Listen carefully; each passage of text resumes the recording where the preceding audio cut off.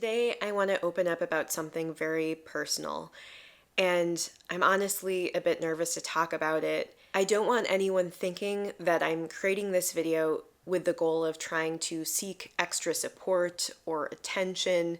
That's even kind of a fear, and why I've waited so long to create this video is I don't want people to think this is some kind of cry for help in a way. The thing is that Andy and I are such a team. We really function as one, and we're so there for each other. He is just there for me. And I know that, and I feel that, and I'm there for him. And so because of that, it's not as if I'm looking for extra support. The reason why I'm making this video is honestly visibility. I know that when I've seen other people talk about this topic online openly and where they process their feelings around it, I feel so much less alone and isolated, and I almost process my own feelings along with them. And I've just found that to be so helpful to me. And I also think for those who aren't going through this or don't know much about this, just hearing about it from someone maybe they're a little bit familiar with because they've been watching their videos and other things, I just feel like it normalizes it a bit more. And to me, that's important because I think one problem with this whole issue is that often it's very private, kept very quiet, and that can make it even more isolating and potentially stigmatizing for people coping with it. I also have to say I am nervous to talk about this because I feel like I'm not the most articulate on this topic. I'm not the most knowledgeable, and so I'm just kind of scared that I won't express it the right way, so just bear with me. And I think why I feel uncomfortable talking about it is that I don't talk about it that much, but I do want to make it clear it's not as if I was hiding it. It's just that sometimes it's difficult to bring up, or it's awkward to bring up, or there's just not the right moment, or maybe you're getting together with people that are important to you for a celebration of something and it just doesn't feel like the right context, and then eventually you just sink into the norm of not talking about it much. But clearly I'm willing to talk about it because I'm sharing all of this today. I know that was a really long preamble, but saying all that just makes me a little bit more comfortable, and I guess I'll just dive right in.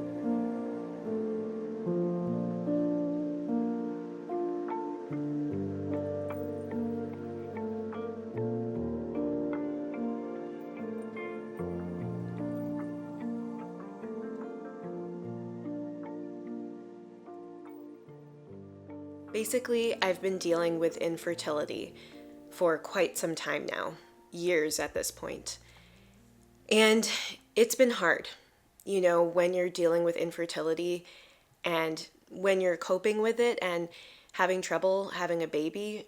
It's really sad because it's something that maybe you've always looked forward to in life, something you've hoped for, something you've been kind of waiting to get started on, having a family, but you're finally there, you're finally excited, you're hopeful, and then you just keep waiting month after month and it doesn't seem to work, and then it eventually evolves into being diagnosed with a condition and finding out that you are dealing with infertility, that this is a real thing, and you eventually realize, I don't know if I'm ever going to be able to have a kid, at least in this way.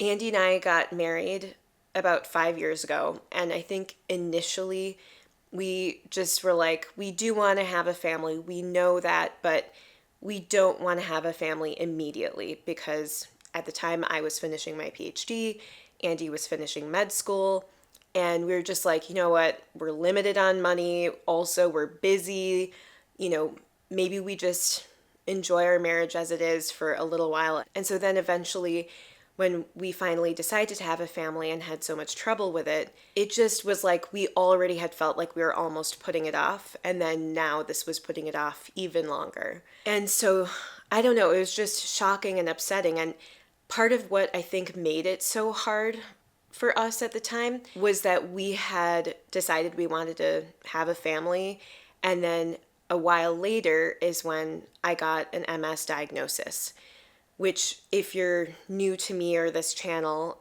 it totally transformed my life, my day-to-day, everyday functioning, because basically the flare that led to the diagnosis led to a lot of damage in my brain and spine that impacts just how I navigate through space. I'm literally dizzy all the time. It doesn't stop for a single moment. Also, I feel so much weaker. I feel so much extreme fatigue, which I think I kind of took that for granted as a symptom for people before I experienced it to this level. Like recently, I just walked around the block, and then for almost 2 days, it felt like I couldn't do anything, like I was just out of commission. And so overall, my energy levels and my ability to just do things, even my ability to concentrate and to remember things, like there are a number of ways in which I can tell my brain has changed because I have all these lesions, essentially scars in my brain.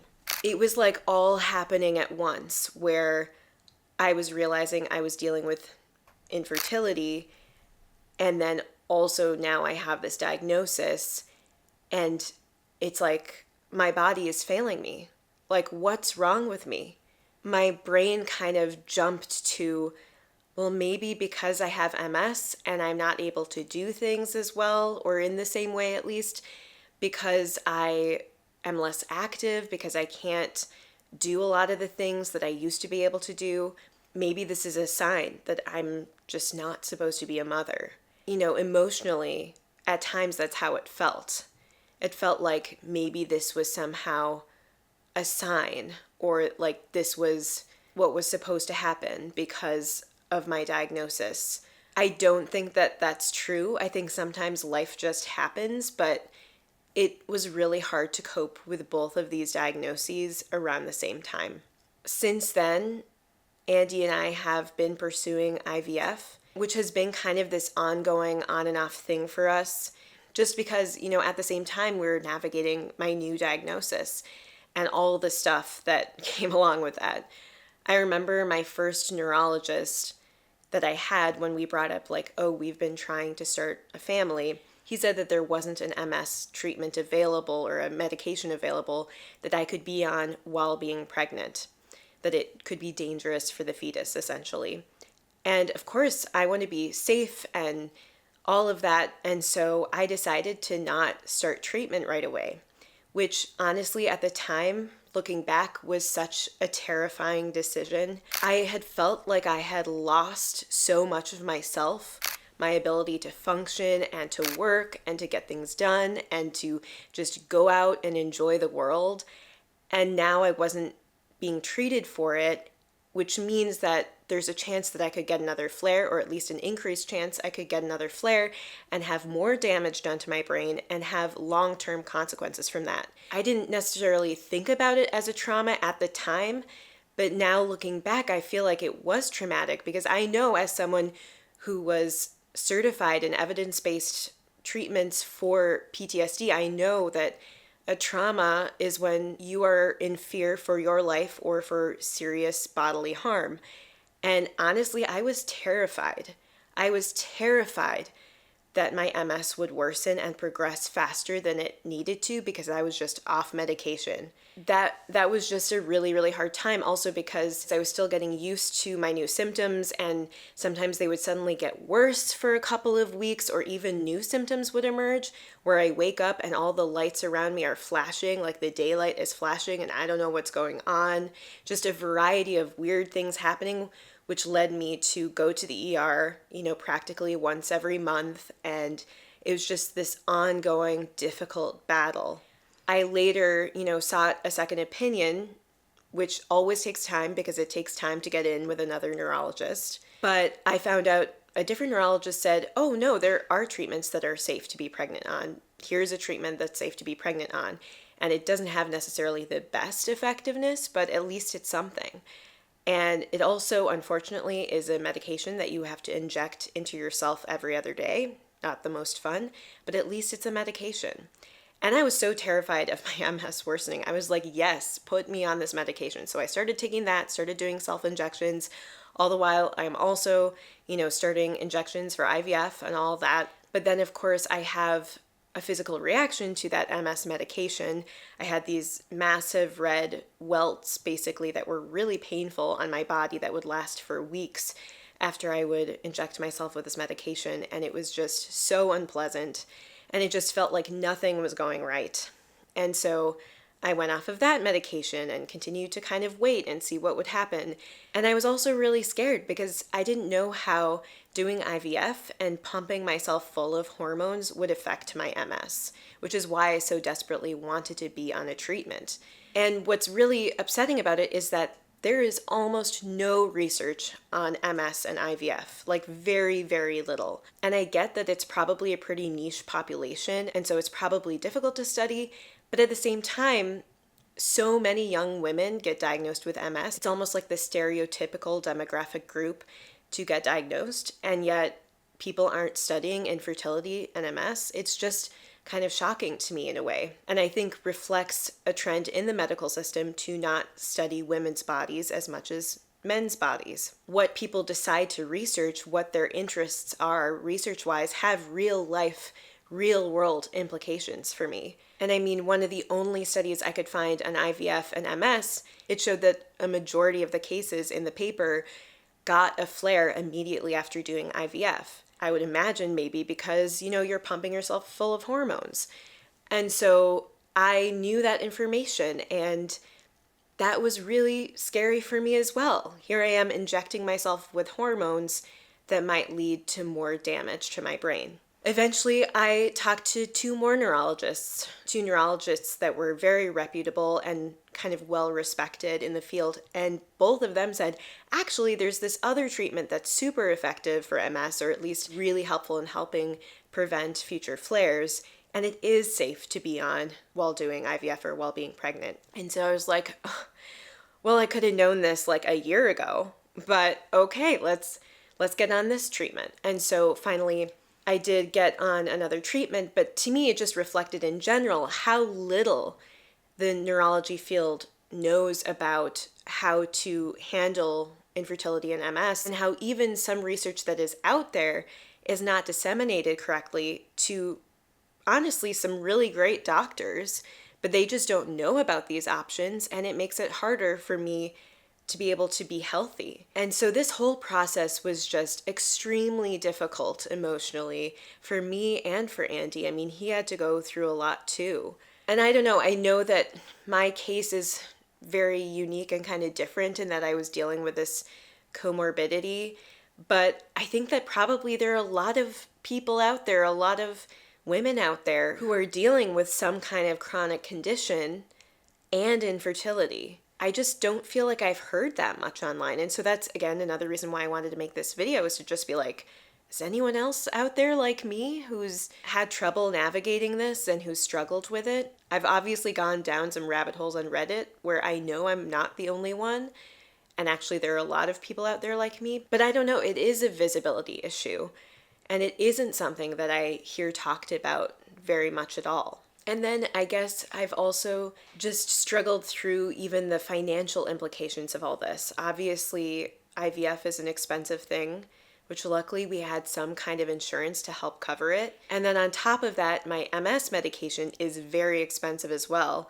And even though my doctor literally recommended and ordered this treatment, I would get these huge bills and my insurance company would reject paying them. So then I would have to apply for money to a foundation to help fund the treatment. And that is constantly an ongoing process. So it's like all these stressors of navigating medical bills, the medical system, juggling a number of doctors, like 6 or 7 different doctors, actually more than that now that I think about it, given that I saw several neurologists and also saw like specialty doctors around fertility. And I mean, if I think about it, it's almost like 10 doctors that I was trying to glean information from. And sometimes it was hard because if the doctors were telling me opposing information, how do I decide who to believe or who to trust?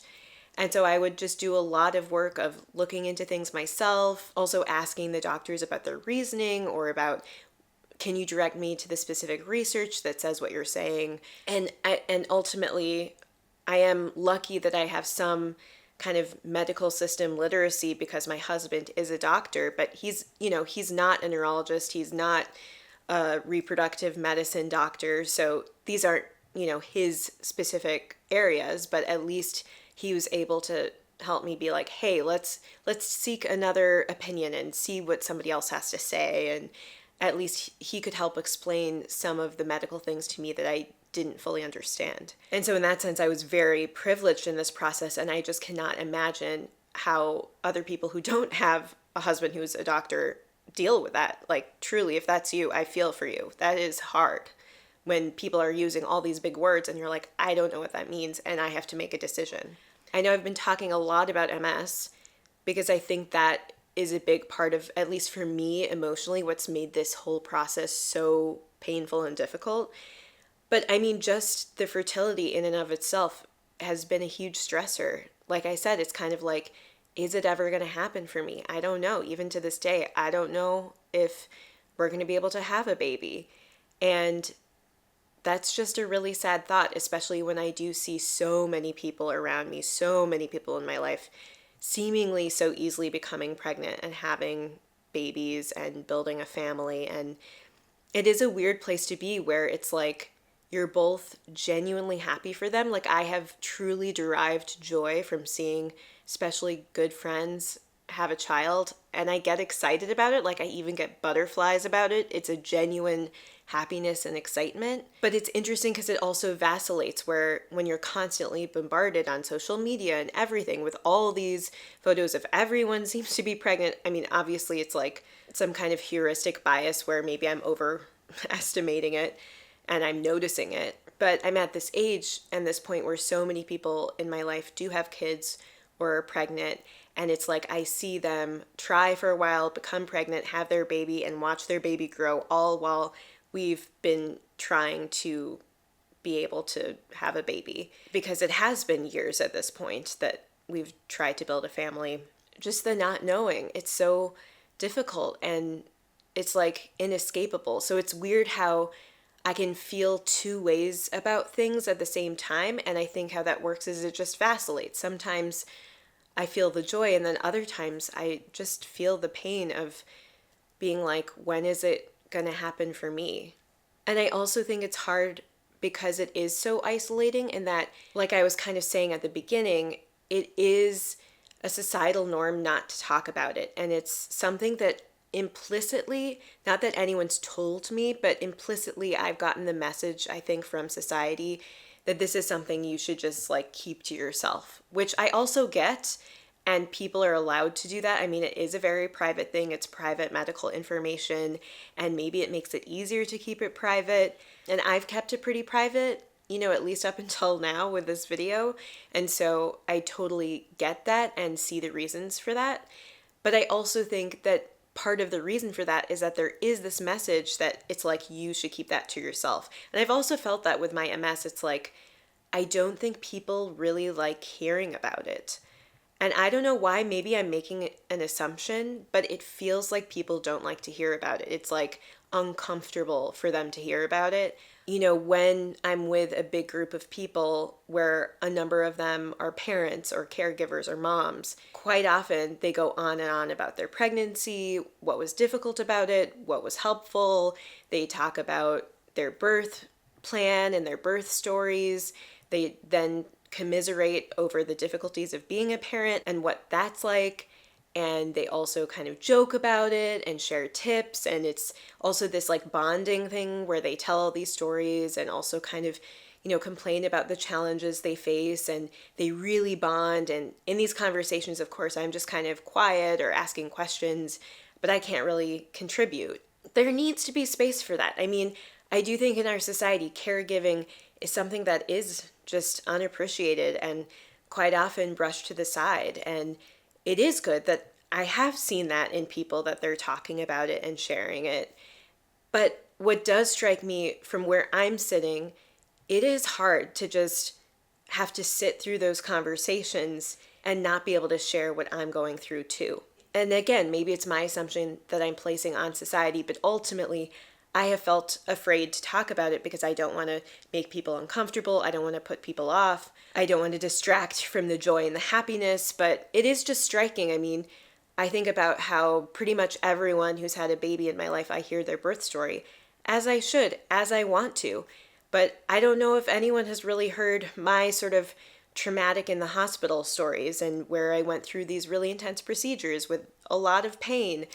Not necessarily, that was more actually like with the MS, like I guess I did have some complications with the IVF as well. I don't want to kind of go into the details of that.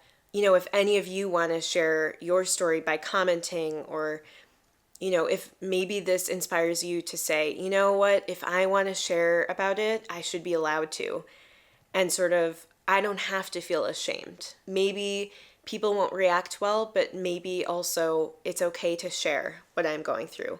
Also, maybe it's okay to just keep to myself, but my hope is just that maybe if you're going through something similar, you feel less alone. I think part of the point of this video is also to say, I don't have it all together.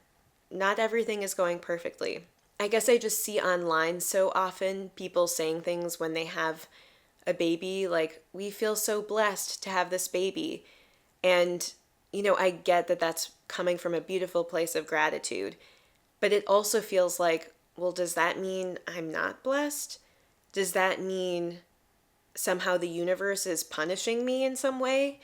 Does that mean that on some level this is karma, or that I did something wrong to deserve this? And then I think one thing that's helped me get through those times is to just think about so many people who have been through such horrible things that do not deserve it. Like, I think back to when I was working as a therapist and how many people had been through things that I can't even begin to fathom. Things that are probably far more difficult than anything I've faced. Things like terminal illness, extreme poverty on a regular basis, not having a roof over their head or having money to buy food, or even people who experienced long-term abuse or went to war and then saw some really dark things. I mean, a lot of these things are not things I've experienced, but they're extremely hard, and I would look at those people that I would see in therapy and think, they are amazing, they are hardworking, they are kind, they are generous, they are trying, and yet somehow they got dealt this hand where these terrible things happened to them. Being able to see, like, I can have compassion for them, these people who have faced so much, and yet somehow I'm blaming myself for what I'm going through. I think that kind of logic has helped me realize, like, sometimes bad things just happen, and it doesn't mean that it has to say something about you. It doesn't mean that it has to say something about me. Sometimes I forget that, and then I feel bad about it again, and I feel guilt, like I'm letting myself down, like I'm letting Andy down or other people down. Ultimately, I know that sometimes this stuff just happens, and for me, a lot of stuff was happening at once, and it was really hard, and it still is hard. I think that's what's hard about it, is it feels like this never-ending, difficult thing. Even if I do ever have a baby, I think it'll still be hard to know how to navigate my MS along with this. And I don't know, there are just so many layers to this, and I could probably go on and on and on. But I guess I'm just sharing my story to show that, you know what, you're not alone. This is a thing people deal with. And even though it is still ongoing and there are still question marks, I still find so much comfort in so many of the wonderful things in my life. Andy is just so there for me. I have so many wonderful people in my life, my family, my friends, and I'm just so grateful for that. And I'm even grateful for this little community here where I've learned so much from all of you. And even at times when I've opened up about my personal life before, which I don't tend to do that much on this channel, but when I have done it, I've received such support and kindness, even though I didn't even need it, but people would give that to me. And I'm grateful that I feel safe enough in this space to be able to share this because I'm passionate about this issue, because I've been dealing with it. And so I'm grateful to all of you, or for you specifically watching this, for taking the time to listen and to hear my story and giving space for that. Anyway, I don't know what else I have to say at this particular moment. I just kind of filmed this in the moment, so I don't even know if it fully made sense or if it had, a natural logical flow to it, but I guess I'll just leave it there for now. Thanks for spending this time with me, and I hope you have a good day.